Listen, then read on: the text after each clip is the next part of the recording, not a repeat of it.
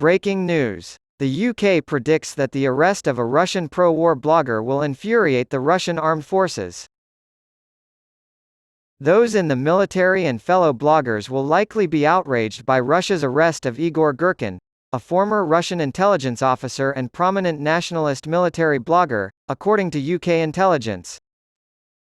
The latest intelligence report from the Ministry of Defense states that Girkin has turned to direct criticism of the Russian president, Vladimir Putin, and his time in power, after previously criticizing the Russian Defense Ministry's handling of the war in Ukraine.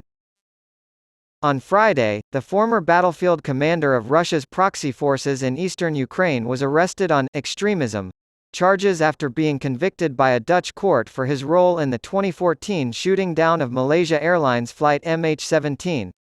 The UK Ministry of Defence said in a Twitter update that Girkin's arrest is likely to infuriate fellow members of the MIL blogger community, and elements within the serving military who largely see Girkin as an astute military analyst and patriot.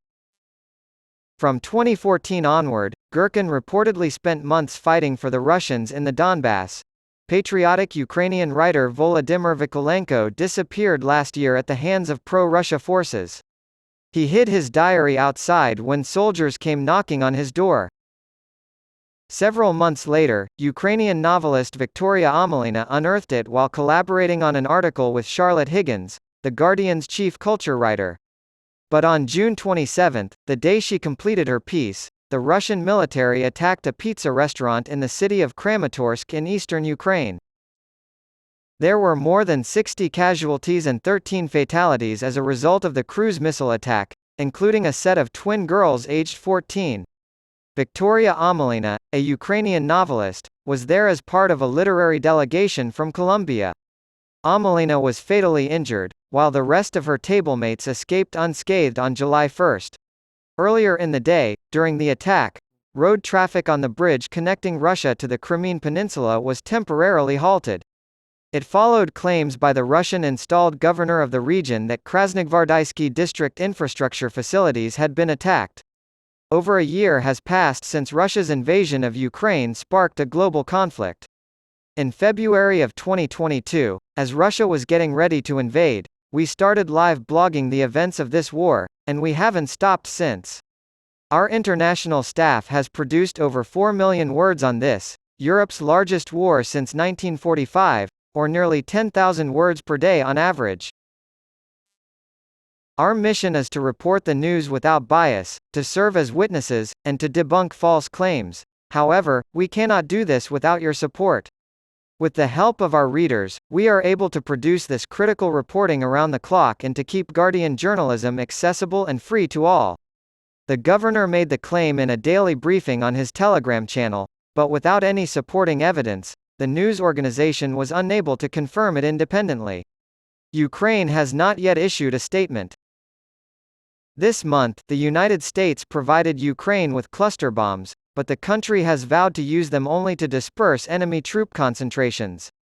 Many countries have banned them because of the danger they pose to civilians from the hundreds of tiny bomblets they contain. Ukraine has insisted that they will be used exclusively in combat situations.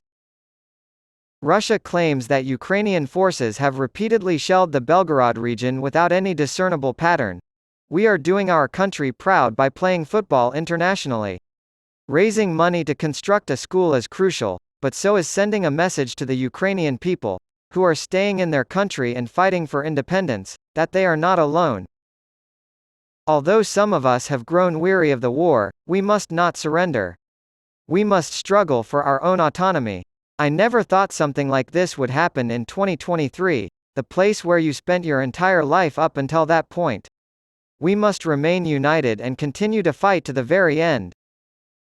When my daughter asks me what I did when the war broke out in our country, I want to be able to look her in the eye and say, "Me and your mom tried our best." Russian forces shelled the settlement of New York, located to the south of the city of Bakhmut, which was the site of the longest and bloodiest battle of the war until it fell to Moscow in May, killing at least 4 people, including a married couple, according to the regional prosecutor's office in the eastern Donetsk region, as reported by the Associated Press. Also from New York, 3 more people needed medical attention. According to the Ukrainian Interior Ministry this morning, 2 civilians were killed last night when Russian forces fired multiple rocket launchers at Kostiantynivka, a city in the Donetsk region. The Ministry of Foreign Affairs reported on its official Telegram channel that another civilian was injured in the same attack that destroyed 20 private residences, vehicles, and a gas pipeline. Russian cruise missiles reportedly destroyed a cultural center and damaged apartment blocks near the northern city of Chernihiv, located about 100 kilometers from the Russian border, on Saturday morning, killing 2 people in the process. Only that the attack occurred within the past 24 hours was given, with no further details given.